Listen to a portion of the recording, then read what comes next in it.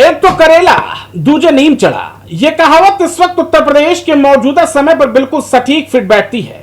एक तरफ सूरज की गर्मी पूरे उरूस पर है तो घर से निकलते ही सूरज की तपिश लोगों को राख कर रही है। जैसे तैसे लोग दिन का सफर तो काट रहे हैं, लेकिन अब रातें गुजारना दूभर हो चुका है, क्योंकि लोगों को जलते हुए जहन्नुम का एहसास हो रहा है। आज यहाँ पे निःशुल्क सेवा पेयजल लगाया गया है, आप इसमें क्या कहेंगी इस बारे में? हम ये कहते हैं कि जब भी स्कूल से आते हैं तो मतलब पानी पीने के लिए, गर्मी में आते हैं तो पानी पीने के लिए भी सही है, नाश्ता भी मिल जाता है। अच्छा। और मतलब कि जैसे गर्मी नहीं होती, गर्मी की मतलब बचाव करता है। गर्मी बचा पड़ा है, ये प्रशासन ने सही सुविधा लगा है। हाँ, बस स्वास्थ्य बहुत अच्छा है। ये पर्यावरण जो दूषित हो रहा है, तो ये खनन और ये पेड़ कटाव और ये जो मनमानी तरीके से लोग जो पर्यावरण को जो है वो पहुँचा रहे हैं, उसके कारण ये जो है तापमान बढ़ता चला जा रहा है, जिससे लोग आम जनमानस में देख रहे हैं लोग जो परेशान हैं। तो ऐसी कंडीशन सरकार की क्या सुविधा दी जाती है? सरकार की क्या सुविधा, सरकार जो है संबंधित जिलाधिकारी को जो दिशा निर्देश दिए हुए हैं कि जो स्वयं सहायता संगठन या एनजीओ के तहत जो भी संस्थाएं चल रही हैं, कि आम जनमानस में आप जो इनको पेयजल की सुविधा जो भी जैसे ग्लूकोज है और ये ORS है, पानी है, पेठा है, तो जो संगठनों के माध्यम से जो जिससे हो पा रहा है, तो जिलाधिकारी के माध्यम से निर्देशानुसार सब संगठन अपना जो सहयोग, जैसे कचहरी परिसर में बहुत सारे मुश्किल आते जाते हैं, पानी की सुविधाएं नहीं उपलब्ध है, तो वही सरकारी चीज़ें जो जिलाधिकारी महोदय ये सब वही करवा रहे हैं। उत्तर प्रदेश का बांदा जिला सूरज की तपिश और झुलसाने वाली आग का केंद्र बना है। बांदा इस वक्त रेगिस्तान और सऊदी अरब को भी पछाड़कर पूरी दुनिया की सबसे गर्म जगह घोषित हो चुका है, जहां आसमान से सीधा 48 और 49 डिग्री की आग बरस रही है। दोपहर होते होते सड़कें ऐसी सूनी हो जाती हैं मानो पूरा शहर शमशान बन गया हो। लोग घरों में कैद, लेकिन कुदरत का ये कहर खिड़कियों और दरवाजों को चीरकर पूरी आवाम को सुलगती भट्टी में झोंक रहा है। कहेंगे सर, धूप तो बहुत है, लेकिन व्यवस्था ठीक है, जहाँ प्यास लगती है वहाँ पे पंडाल पे पहुँचते हैं, पानी पी लेते हैं, आराम से कर लेते हैं। अच्छा। हाँ, ये सरकार ने जो सुविधा दी है, जो सुविधा है ये बहुत बढ़िया सुविधा है। अच्छा। हाँ, इसमें कोई कमी नहीं है। जो धूप लुआर में जो भी जनता आती है वो आराम से बैठती है, पानी पीती है। तो आपके व्यापार में भी पड़ा होगा? व्यापार में हाँ फर्क पड़ा हुआ है, तो शाम का ही धंधा है, दोपहर का धंधा है नहीं। अच्छा, शाम का धंधा नहीं बच, शाम कोई धंधा होता है, सवेरे धंधा होता है, दोपहर में दोपहर नहीं होता। दोपहर नहीं होता। लोगों को क्या कहेंगे दोपहर के लिए? दोपहर में कहते थे कि आराम से बैठिए, थोड़ा ठंड में बैठिए, पानी पिए, और आराम करिए, इसके बाद जो धूप थोड़ा सा कम हो जाए तो आप बस जाइए। गर्मी को देखते हुए धूप में काम करना मुश्किल हो रहा है, बाहर लोगों को निकलना मुश्किल हो रहा है, और सरकार ने जो सुविधा की है बांदा जिलाधिकारी की तरफ से जो सुविधाएँ हैं बहुत अच्छी, काफ़ी सुविधाएँ हैं, पानी की और बैठने की व्यवस्था काफ़ी अच्छी है। और गर्मी से बचाव के लिए ज़्यादा से ज़्यादा हम बचाव कर सकते हैं, पानी ज़्यादा पिएँ और कपड़ा गमछा बांध कर ही निकले घर से बाहर, तो सही रहेगा। दोपहर के वक्त चलने वाली गर्म हवाएं और लू के थपेड़े सीधे जिस्म को झुलसा रहे हैं, तो रात को उमस और पसीना लोगों का दम निकाल रही है। आवाम इस दोहरी मार से बेहाल है, बच्चे बिलख रहे हैं और बुजुर्ग रात रात भर जागकर सिर्फ सुबह होने का इंतजार करने को मजबूर हैं।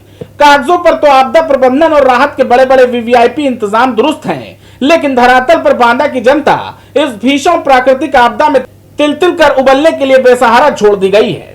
जी, हम ये कहेंगे कि जगह जगह पौधाला खुलवाना चाहिए, पानी की व्यवस्था करना चाहिए, ORS की व्यवस्था करना चाहिए, और जो कि यहाँ पर नहीं है, एक ही खुला हुआ है। हम तो ये चाहते हैं कि जगह जगह होना चाहिए, क्योंकि काफ़ी गर्मी पड़ रही है। अपने बांदा देश तो सबसे हीटेड है यहाँ पर, और सबसे ज़्यादा गर्मी है, और लोगों को काफ़ी परेशानी हो रही है, ठंडे पानी की व्यवस्था भी नहीं है। 48 डिग्री पारा होना एक बहुत ही गंभीर समस्या का विषय बना हुआ। बांदा जनपद इतना भयानक हीट वेव से जूझ रहा है कि यहाँ की जनता त्राही मांग रही है, बहुत त्राही चिल्ला रही है। इतनी बुरी स्थिति पैदा हो गई है यहाँ पे कि लोग सड़कों पर निकल नहीं पा रहे हैं। जैसे 11 बजता है सुबह का, और 10-11 बजे से इतनी धूप तक कड़ी चालू हो जाती है कि लोगों का निकलना, आवागमन बंद हो गया। ऐसा लगने लगा जैसे आधी रात का समय हो कि आदमी निकल नहीं पा रहा है। लोग स्किन्स वगैरह लोगों की जल रही हैं, बीमारियों से ग्रसित हो रहा है, और उस तरह की पुख्ता व्यवस्थाएं नहीं है जैसी होनी चाहिए, उस तरह से पुख्ता व्यवस्थाएं नहीं हो पा रही हैं। सरकार ने यहाँ पर बताया कि DM के अनुसार जो है कई जगह वो बनाए गए हैं हीट वेव जी जी, हीट वेव से बचाव के लिए डीएम साहब ने बहुत अच्छी व्यवस्थाएं 2-4-6 स्थानों पर कर रखी हैं, लेकिन डीएम साहब के साथ साथ अन्य तमाम विभाग ऐसे पड़े हुए हैं कि अपने अपने विभागों के सामने उनको हीट वेव के बचाव के लिए व्यवस्थाएं करनी चाहिए थी। अनुकूलित वातावरण हेतु वहाँ हीट वेव के एक मंच बनाने चाहिए थे, लोगों के लिए पंडाल बनाने चाहिए थे, पानी की व्यवस्था, ORS की व्यवस्था गली गली मोहल्लों तक पहुंचाया जाना चाहिए था। हीट वेव के कारण से आदमी प्रताड़ित हो रहा, अस्पतालों में AC की व्यवस्था करानी चाहिए, कूलर की व्यवस्था करानी चाहिए। अस्पतालों की दुर्दशा भी बहुत गंभीर हो रही है हीट वेव के कारण से, और मरीज लगातार निरंतर परेशान हो रहा है। सरकार भी हमें बार बार अलर्ट करती है, तो हम लोग को ज़्यादा से ज़्यादा ध्यान रखना चाहिए कि धूप में नहीं निकलना चाहिए, और छोटे बच्चों का बहुत ध्यान रखना चाहिए, क्योंकि छोटे बच्चे इस धूप की चपेट में आकर के बहुत ज़्यादा बीमार हो रहे हैं। और आप लोग जैसे कि अस्पतालों में भी देख रहे होंगे किस हिसाब से भीड़ हो रही है, तो हमें ज़्यादा से ज़्यादा अपने घर में रहना चाहिए, पानी पीते रहना चाहिए और ग्लूकोज का भी सेवन करना चाहिए।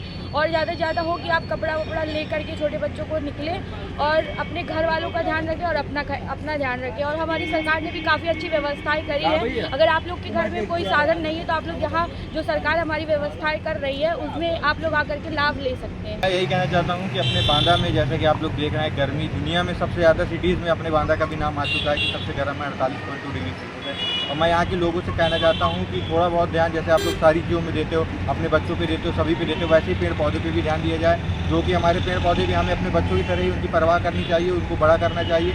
आज हम उनको बड़ा करेंगे तो हम अपने आने वाली पीढ़ियों को, अपने बांदा को सुरक्षित उनको सौंप सकते हैं, क्योंकि आने वाले समय में बांदा और भी ज़्यादा गर्म होगा। उसके लिए हमें आज ही से तैयारियाँ करनी पड़ेंगी, जिससे हमारा बांदा इन फ्यूचर बहुत ही ज़्यादा अच्छा रहे, सुखी रहे, थोड़ा सा शांति बनी रहे, वातावरण भी साफ रहे। पर्यावरण जैसे कि पॉल्यूशन आप लोग देखते हैं, वो भी अब वाहन बढ़ते हैं, जैसे ही जनता आगे जाएगी और भी ज़्यादा व्हीकल्स खरीदेगा आदमी और पॉल्यूशन फैलेगा। उसके लिए हमें पेड़ पौधे लगाने चाहिए, जिससे ऑक्सीजन भी ज़्यादा बनेगी, पर्यावरण भी ठीक रहेगा और गर्मी भी कम हो जाएगी।